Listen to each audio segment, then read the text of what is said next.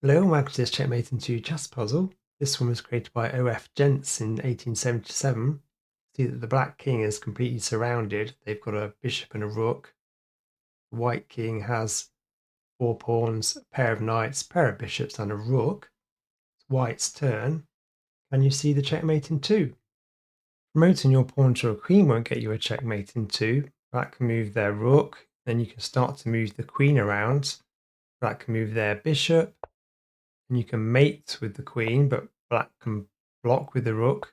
And finally, you can just mate in 4 with the queen. Promoting the pawn to a knight will actually get you a mate in 3. Black saves the mate in 2 by moving the bishop to a5. You can then take the rook with the knight. Black can then move their bishop back, and then you can checkmate in 3 with the knight. Moving the knight to f5 is only a mate in 4. Black can take the pawn with their rook. You can then move your rook up. Black can move their bishop. Knight to b4 checks the king, but the bishop can take it. And then you can finally checkmate in 4 with the rook. Moving the knight to b4 to check the king doesn't get you a mate in 2. The king can escape, taking the other knight. You can take their rook with your bishop, but then the black bishop will take your knight. And there's no checkmate in 2 this way.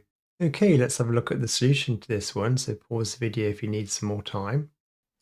To get the checkmate in 2 for white, you need to move the knight to e2, taking the rook.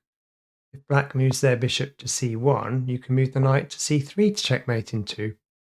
If black decides to move their bishop to e1, you can move the knight to f4 to checkmate in 2. And if black tries to move their bishop to c3, you can just take it with the knight to checkmate in 2. Okay, that's it for now. Please like and subscribe, and I'll see you next time.